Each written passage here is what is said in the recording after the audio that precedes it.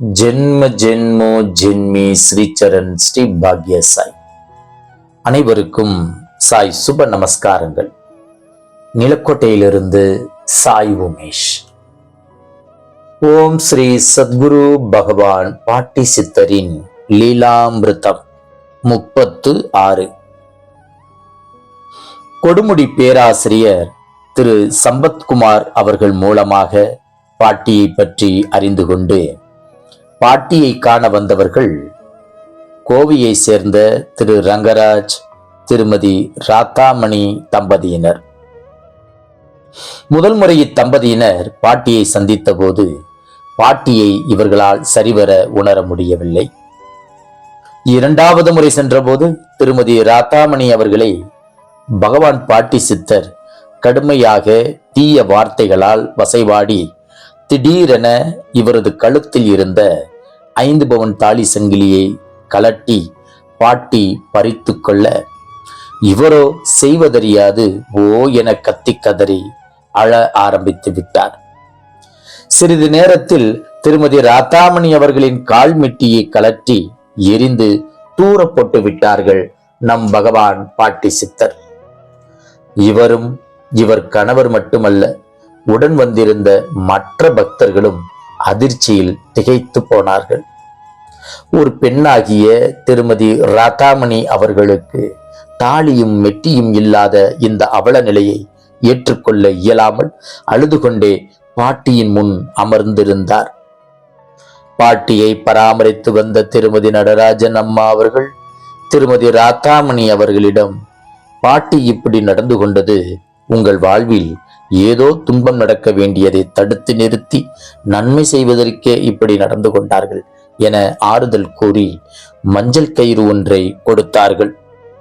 அப்போது நடராஜன் ஐயா தோட்டத்தில் வேலை செய்யும் பெண் ஒருத்தி பாட்டியிடம் வந்து அத்தாலியை அப்பெண்ணிடமே திருப்பிக் கொடுங்க என மன்றாடி கேட்டுக்கொண்டிருந்தார். பாட்டி முதலில் மௌனமாக இருந்தார். பின்னர் மீண்டும் அப்பெண் தாலியை கொடுக்க சொல்லி வற்புறுத்தவே அப்பெண்ணை கோபமாக பார்த்த பாட்டி, ஏண்டி என்கிட்ட இருந்து தாலியை எடுத்துட்டு போயிடுவியா, பார்த்துடலாமா என சீர ஆரம்பித்து விட்டார்.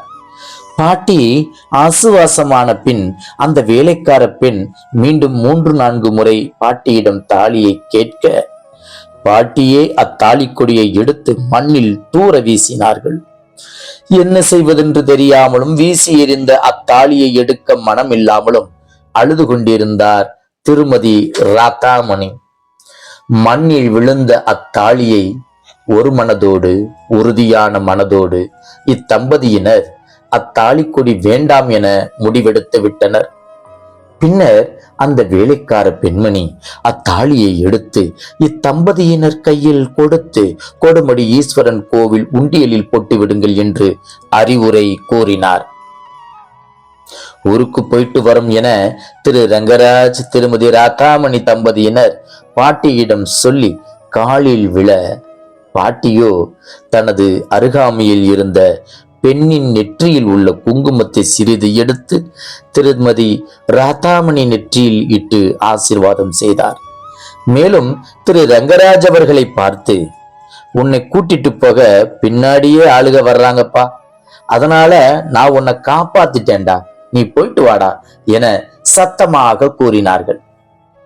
பாட்டி தன் தலையில் இருந்த பூவை எடுத்து திருமதி ராத்தாமணி தலையில் சூட்டிவிட்டு ஆசி தந்து வழி அனுப்பினார் நம் பகவான் பாட்டி சித்தர்.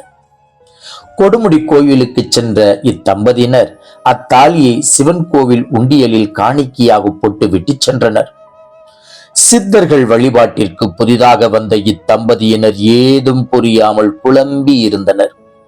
திருமதி ராத்தாமணி அவர்களின் மாங்கல்ய பலத்திற்கு ஏதோ ஆபத்து வர இருப்பதை பாட்டி முன்கூட்டியே அறிந்து அதை தடுத்து நிறுத்தி உள்ளார் என்பதை மட்டும் இத்தம்பதியினர் அக்கணம் உணர்ந்தனர். நம் சத்குரு பகவான் பாட்டி சித்தர் எப்படி மாங்கல்ய தோஷத்தை நீக்கினார் என்பதை அடுத்த காணொளியில் கண்டு உணர்வோம். ஜெய் குரு பாட்டி, ஜெய் குரு பாட்டி, நற்பவி பாட்டி.